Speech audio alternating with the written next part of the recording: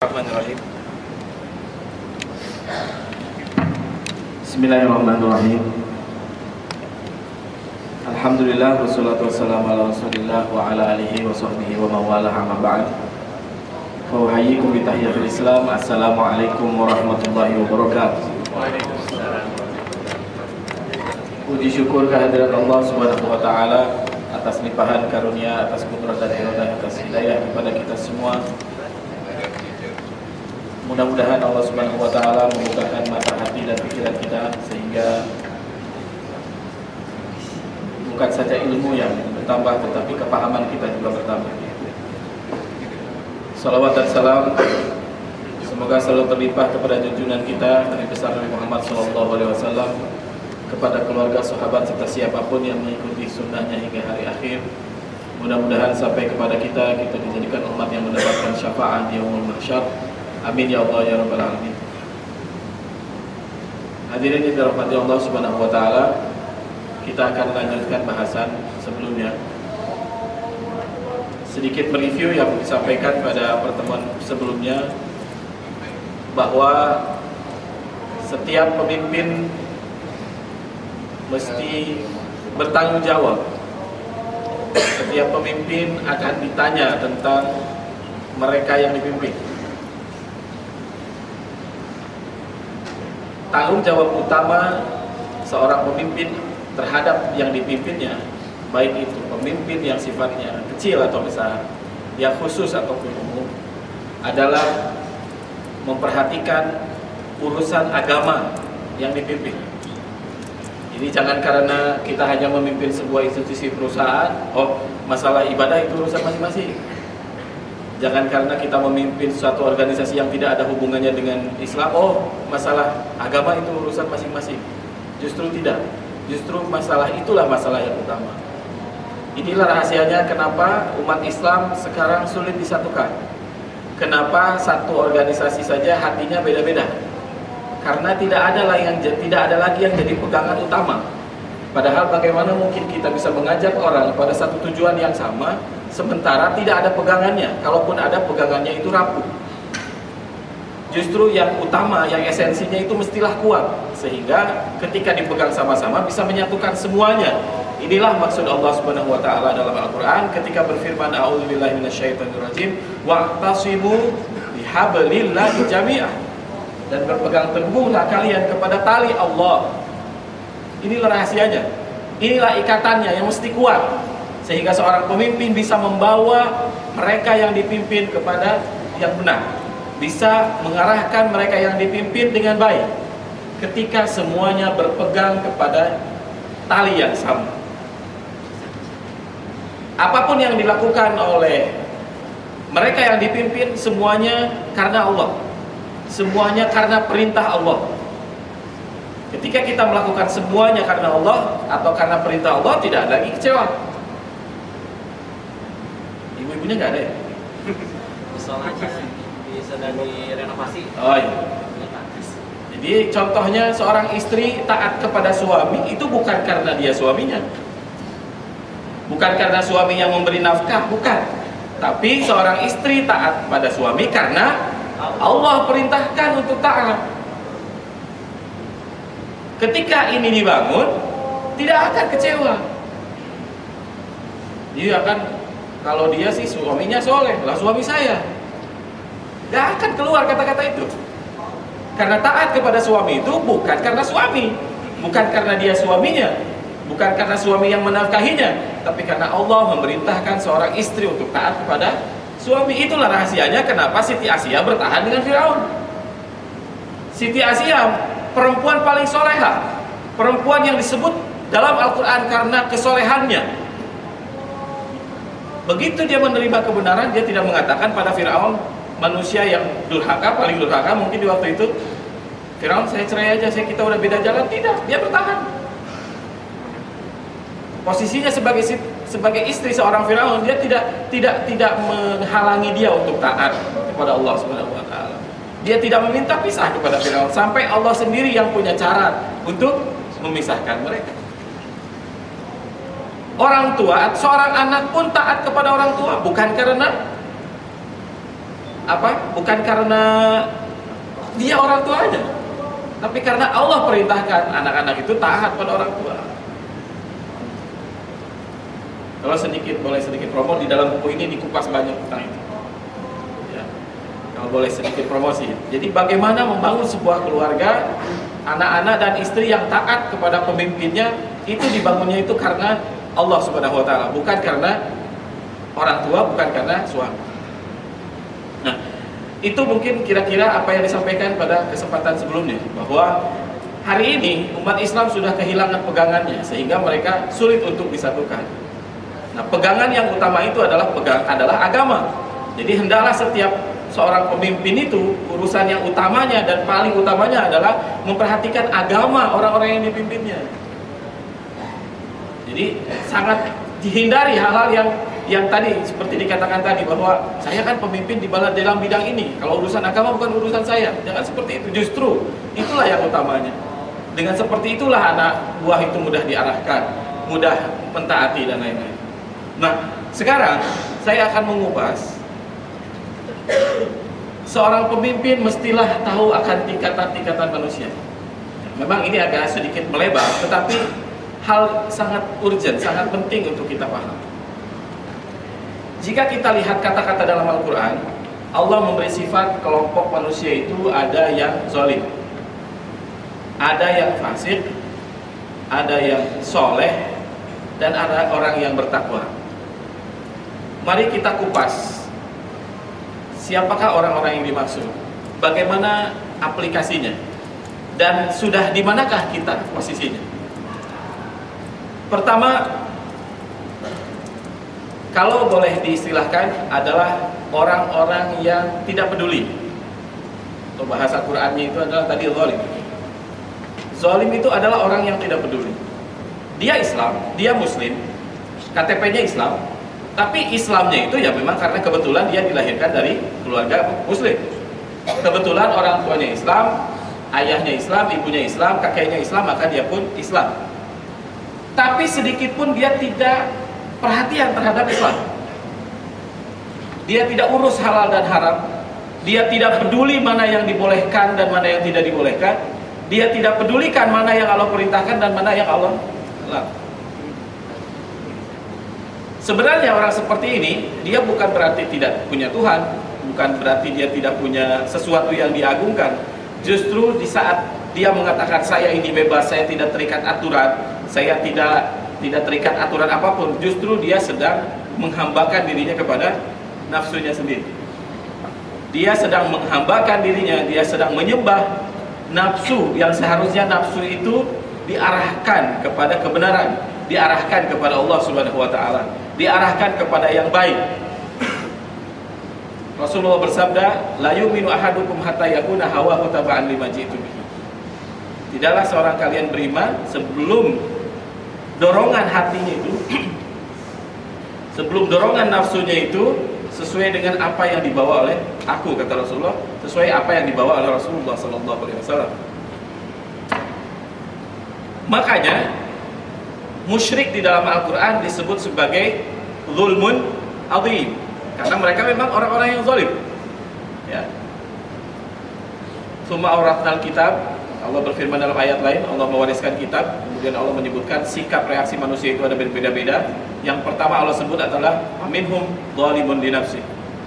Di antara mereka ada yang zalim terhadap diri sendiri, yaitu adalah mereka yang sampai kepada mereka itu kebenaran, ajakan kepada kebenaran, tetapi mereka tidak mempedulikannya. Itulah golongan pertama. Golongan yang kedua, bahasa Al-Qur'annya adalah bahasa fasik. Kalau kita cari istilahnya, mereka adalah orang-orang yang cuek. Bagaimana aplikasinya? Atau bagaimana hal-hal lahir yang bisa kita lihat dari mereka? Mereka beribadah kepada Allah tergantung musim. Kalau trennya mengikuti kajian majelis talim, ya dia datang majelis talim. Kalau trennya semua orang bahwa tren Islam itu berangkat umroh, ya berangkat umroh. Kalau trennya hari ini Setiap Ramadan orang-orang ramai beribadah, tilawatul Quran dan lain-lain, meningkatkan amal ibadah, dia ikut trennya. Tapi banyak hal yang sebenarnya diperintahkan dalam Al-Quran, diperintahkan dalam agama, tapi dia tidak ambil peduli dan dia juga tidak merasa salah. Jadi keberislamannya itu ya tergantung orang-orang aja. Tergantung banyaknya orang sekarang kemana. Ramai orang bersedekah, dia pun ikut ramai bersedekah. Tapi dia tidak tanya, tidak cari tahu, tidak belajar apa sebenarnya yang harus menjadi kewajiban dia. Apa sebenarnya yang harus dia hindari. Apa sebenarnya yang Allah perintahkan dan apa yang sebenarnya Allah larang. Dia tidak belajar dan dia pun tidak merasa salah. Bahkan dia pikir dia sudah selesai.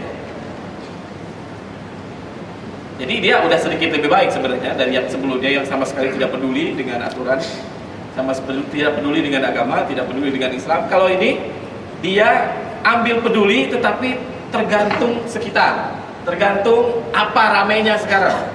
Setelah itu dia tidak belajar, tidak mencari tahu, bahkan dia merasa bahwa ya udah ini apa yang bisa saya lakukan terhadap agama saya. Ini yang saya bisa lakukan kepada Allah Subhanahu wa taala. Mudah-mudahan kita tidak masuk golongan pertama dan kedua. Golongan ketiga, kalau kita lihat penampilan lahirnya dalam ibadah, bisa saja orang ini dikatakan ahli ibadah. Sholatnya bukan hanya yang wajib, dia kerjakan juga sholat-sholat yang sunnah. Puasanya bukan hanya Ramadan, tapi dia pun mengejar puasa-puasa sunnah. Tilawahnya dia kejar semaksimal apa yang bisa dia lakukan sehari. Bisa 1 juz, bisa 2 juz, bisa 3 juz, bisa 5 juz. Dia ikut kajian, majelis taklim di mana-mana. Sekali lagi, kalau dalam ukuran mata orang awam, dia ini orang beragama, dia ini orang yang sempurna dalam ibadah lahirnya. Apa yang kurangnya? Ibadah yang dia lakukan yang banyak itu sama sekali tidak merubah perilaku, sama sekali tidak merubah perangainya, sama sekali tidak berbuah akhlakul karimah. Dulu dia ngomong kasar, setelah dia ibadah ngomongnya tetap kasar. Bedanya mungkin kasarnya itu seperti mengajak kepada kebenaran. Kalau dulu kasarnya betul-betul kasar, sekarang kasar memperbaiki orang, membenarkan orang, menyuruh orang untuk benar, tapi dengan cara yang kasar.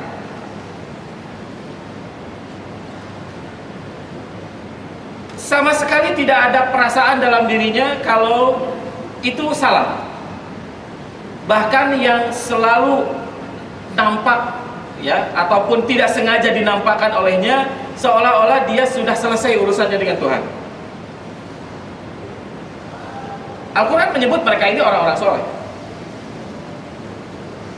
Tapi sayangnya ya, orang ini kalau disebut dalam Al-Quran bukan hanya orang soleh saja, tapi juga disebut sebagai orang yang lalai.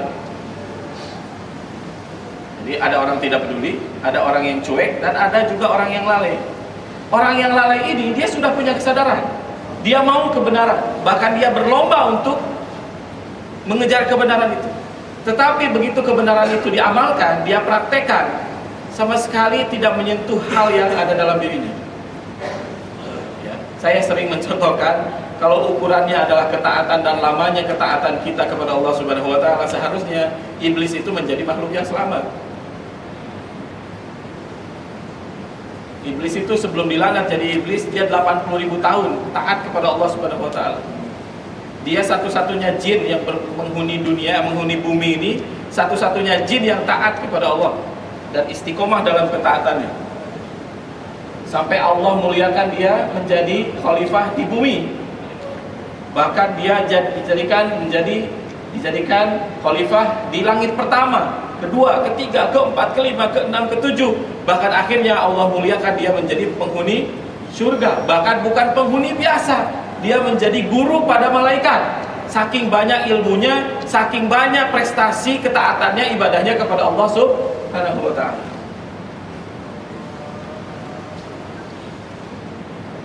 Di sisi yang sama, prestasi yang luar biasa, karomah yang Allah berikan kepada dirinya, pemuliaan yang Allah berikan kepada dirinya, justru makin membuat rasa dalam dirinya bahwa dia sudah selesai dengan Tuhan, bahwa dia lebih baik dari makhluk yang lainnya, bahwa dia sudah merasa aman di hadapan Allah Subhanahu wa taala.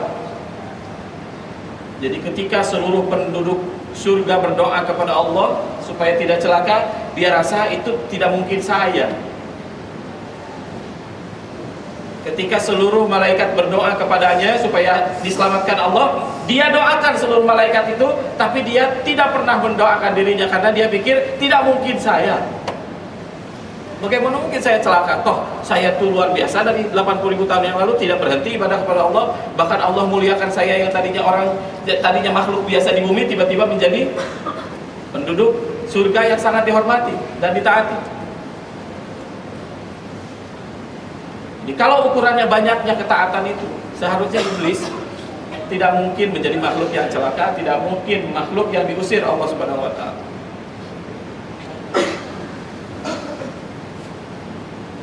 Nah, golongan ini memang golongan yang sebenarnya riskan. Karena saat itu tadi, pandangan awam itu dia orang beragama tapi dia sama sekali tidak membawakan agama. Dia meneriakan agama tapi sama sekali bukan itu agama yang sebenarnya. Munculnya pemikiran ekstrim, munculnya gerakan ekstrim itu karena urusan yang ini. Jadi kalau kita runut sejarah ekstremisme dari masa sekarang disambungkan ke beberapa abad sebelumnya, bahkan sampai kepada masa abad pertama Rasulullah SAW, munculnya orang-orang yang beragama seperti ini. Masih ingat hadis Dzul Khuwaisirah? Seorang sahabat, bukan seorang sahabat, yang nggak tahu sahabat apa enggak, yang jelas sejaman dengan Rasulullah. Tiba-tiba dia menarik serban Rasulullah, selendang Rasulullah, rida yang dipakai Rasulullah ditarik dari belakang ketika Rasulullah sedang membagikan ghanimah. Penampilan orang ini kalau dilihat dalam hadisnya, dalam rawi hadisnya, penampilan orang yang beragama, orang yang dihormati, disegani. Tapi dia menarik Rasulullah dari belakang dengan sangat kerasnya, bahkan sampai meninggalkan bekas di leher Rasulullah dengan mengatakan, "Ya Muhammad i'dil, wahai Muhammad, berbuat adil kamu." Sayyidina Umar yang melihat kejadian itu begitu emosi dan marah, hampir mencabut pedangnya. Kata Rasulullah, biarkan saja, jangan sampai dikesankan Muhammad SAW menghabisi pengikutnya sendiri. Tapi Rasulullah memberikan satu peringatan bahwa orang ini nanti akan banyak pengikutnya, akan banyak orang yang seperti dia, akan muncul dari arah sana. Rasulullah menuju ke arah Irak waktu itu, orang-orang yang seperti dia. Ciri mereka, sholat kalian jika dibandingkan dengan sholat mereka, sholat kalian nggak ada apa-apanya. Puasa mereka dibandingkan dengan puasa kalian, maka puasa kalian tidak ada apa-apanya. Tilawah Quran mereka begitu indah, tapi hanya sampai tenggorokan. Mereka telah keluar Islam sebagaimana anak panah lepas dari busurnya. Demi Allah, kalau aku masih hidup di waktu itu, akulah orang pertama di bumi ini yang akan menghancurkan mereka dengan sehancur-hancurnya, sebagaimana Allah membinasakan kaum Ad dan kaum Tsamud. Kata Rasulullah SAW. Hadis inilah yang dipegang oleh Sayyidina Ali 40 tahun berikutnya. Beliau melihat wujud persis yang diberitakan Rasulullah SAW. Mereka lah kaum Khawarij yang menurut para ruwatul hadis, para penulis sejarah, tampilan kelompok orang-orang Khawarij itu adalah orang-orang yang beragama. Rata-rata mereka berbadan kurus, bermata sayu karena saking banyak puasa dan sholat malam. Kemudian mereka adalah ashabul fasaha. Kalau mereka bicara, kalau mereka khutbah itu sangat memikat sekali. Bahasa Arab yang sangat indah, bahasa Arab yang sangat teratur dan rapi sekali. Ketika itulah Sayyidina Ali memerangi mereka di sebuah tempat yang namanya Haruriyah. dan mereka semuanya dibinasakan. Berpegang pada hadis. Itulah ekstremisme juga yang dipegang oleh seorang yang namanya Khalid Al-Qasri. Khalid Al-Qasri adalah seperti diriwayatkan oleh Imam Bukhari. Imam Bukhari memberi sifat orang ini, dia adalah aibu salafis salih, arud ala salafis salih. Dia adalah aibnya salafus salih, kata siapa? Kata Imam Bukhari. Dia adalah seorang gubernur di masa Bani Umayyah. Dia menangkap seorang ulama namanya Ja'ad bin Dirham, seorang Ja'ad bin Dirham yang sering dituduh akar pemikiran Mu'tazilah, kemudian akidah Asy'ariyah dan Maturidiyah. Dia ditangkap, dituduh telah berbuat bid'ah, ya. Padahal itu hanya perbedaan pendapat saja dalam mentafsirkan wa kallamallahu Musa taklima, dan Musa berbicara kepada Allah dengan secara langsung. Hanya itu saja perbedaannya. Tapi apa yang dia lakukan, dia tontonkan kekejian pada waktu itu. Dia khutbah Idul Adha, kemudian Ja'ad bin Dirham, seorang ulama ini, diikat di bawah mimbarnya. Kemudian dia berkata dalam khutbahnya, ayuhan nas dhahu yaumakum faqad taqabbalallahu dhahayakum fa inni mudahin al yauma bi Ja'ad bin Dirham. Wahai manusia, sembelihlah binatang kurban kalian hari ini. Mudah-mudahan Allah menerima kurban kalian. Hari ini aku akan berkurban dengan orang ini. Kemudian dia turun dari mimbar dan menyembelih orang itu seperti menyembelih kambing dan meninggalkan. Jadi kalau ada orang yang mencontohkan itu, ya inilah yang mereka contoh. Memang ada, tapi siapa dia? Imam Bukhari saja menyebut dia itu arud atau aibun ala salafis salih, adalah aib bagi salafus salih.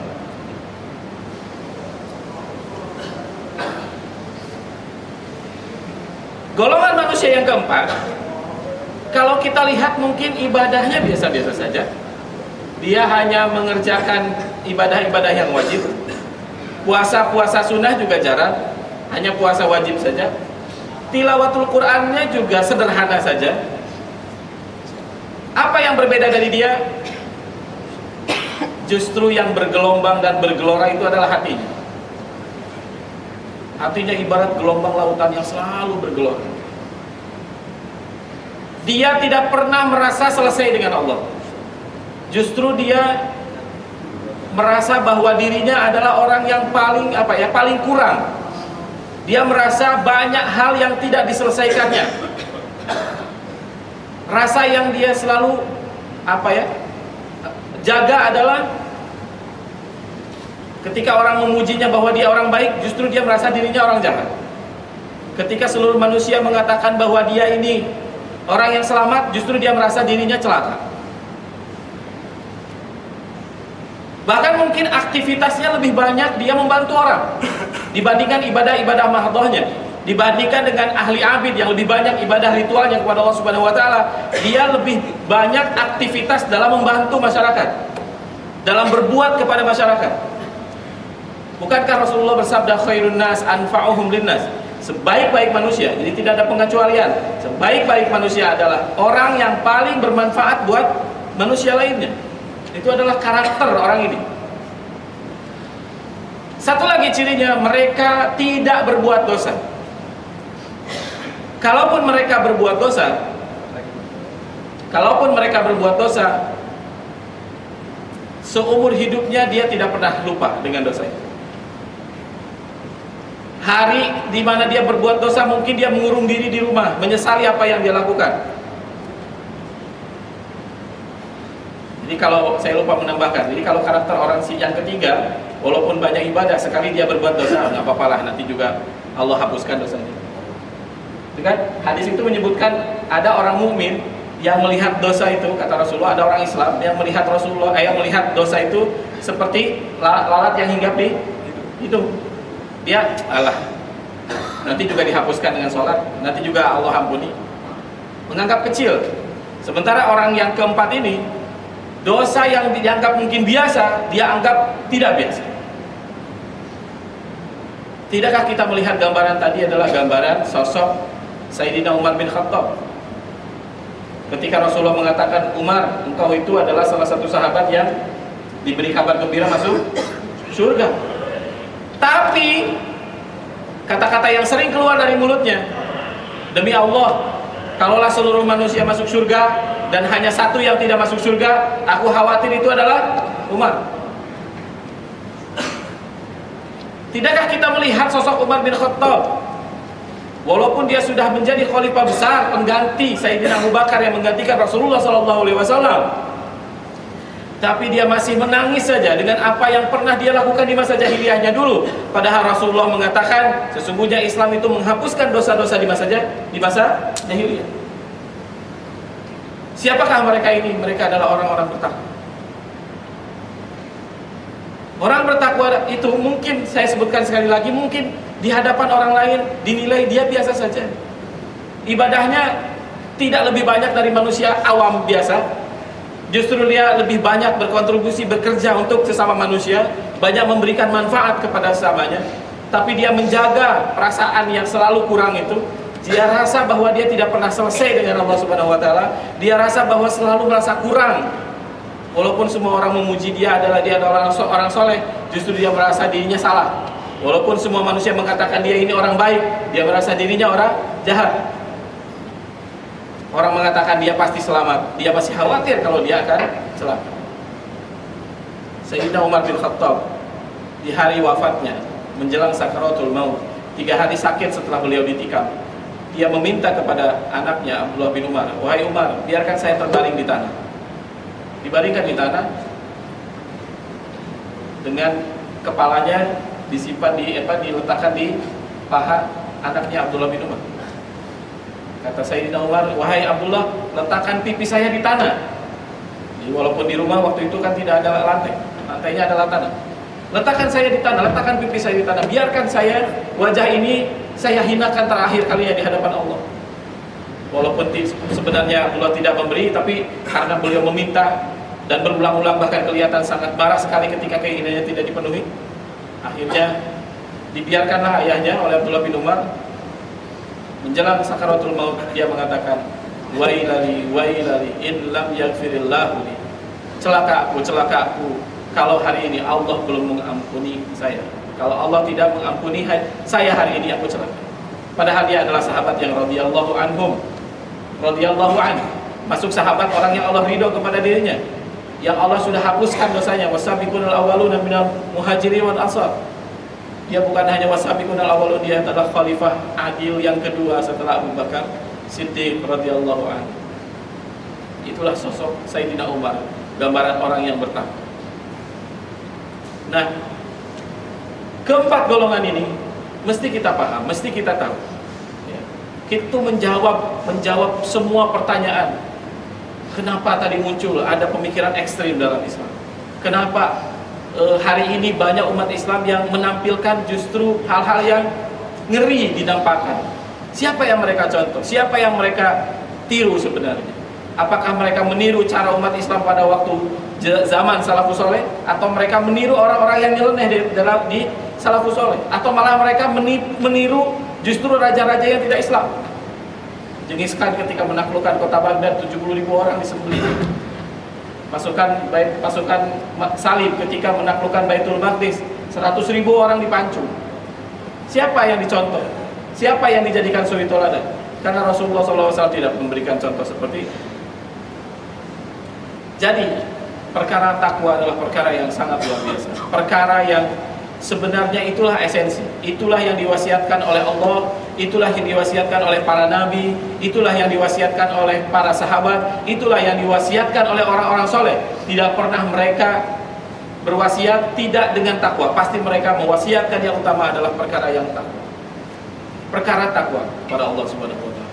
Kalaulah kita mau mengejar sesuatu kita anggap berharga demi pendidikan, demi masa depan, kita mampu mengejar, kita mampu menebus berapapun itu biayanya, karena kita anggap itu adalah sesuatu yang berharga untuk kita. Maka ketika kita sadar bahwa takwa adalah sebenarnya hal yang sangat berharga untuk kita, maka semestinya kita mau melakukan apapun demi takwa. Kita mau melakukan apapun demi mencapai takwa. Karena kalau kita lihat dalam Al-Quran, Allah Subhanahu wa taala tidak pernah berjanji memberikan keselamatan kepada orang Islam. Allah tidak pernah berjanji memberikan keselamatan kepada orang beriman. Yang Allah janjikan yang selamat di dunia dan akhirat hanyalah orang-orang bertakwa. Allah tidak pernah berjanji orang-orang Islam akan senang hidupnya, tapi Allah menjanji orang yang bertakwa itu rezekinya tidak terbatas, bahkan diberikan rezeki dari sudut yang tidak dia sangka. Allah tidak memberikan janji umat Islam itu akan tidak kena masalah, tapi Allah memberikan janji kepada orang bertakwa akan selalu ada cara keluar dari masalah. Wa may yattaqillaha yaj'al lahu makhraja. Apapun masalahnya, orang bertakwa diberikan jalan keluar. Apapun masalahnya, orang bertakwa diberikan segala kesulitannya, setelah kesulitan adalah kemudahan. Wa may yattaqillaha yaj'al lahu min amrihi yusra. Itulah takwa. Itulah takwa yang sebenarnya hal yang utama yang harusnya kita kejar. Itulah takwa yang seharusnya kita pastikan sebelum kita mati menghadap Allah Subhanahu wa taala. Kita sudah dapat takwa, minimal kita sudah dapat sifat-sifat takwa, walaupun belum dapat takwa secara keumuman. Insya Allah pada kesempatan berikut saya akan jelaskan bagaimana dampak takwa kepada manusia dan bagaimana ketika ketakwaan itu tidak ada. Wallahu a'lam bishawab. Saya kembalikan kepada